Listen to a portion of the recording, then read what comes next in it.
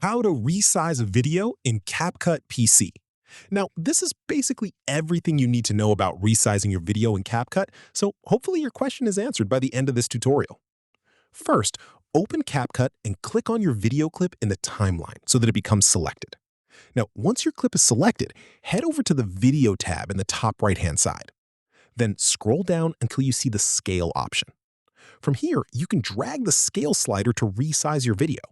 Increasing the scale will zoom the video in, and decreasing it will zoom the video out.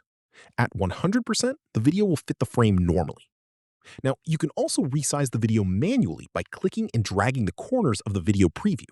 This lets you zoom in or out directly from the preview window. You can also reposition the video by clicking and dragging it around the preview screen. This is useful if you want to focus on a specific part of the video. Now, another useful feature is uniform scale. By default, this is turned on, which means the height and width will resize together while keeping the same aspect ratio. But if you turn off uniform scale, you can then adjust the width and height separately. This allows you to stretch the video horizontally or vertically without affecting the other dimension. Now, if you want to resize your video for platforms like TikTok or YouTube Shorts, head over to the ratio option. From here, you can select different aspect ratios.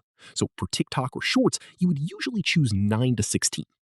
Once you select that ratio, your project will switch into vertical format, and then you can resize and reposition your clip to fit properly. So it's really as simple as that, guys.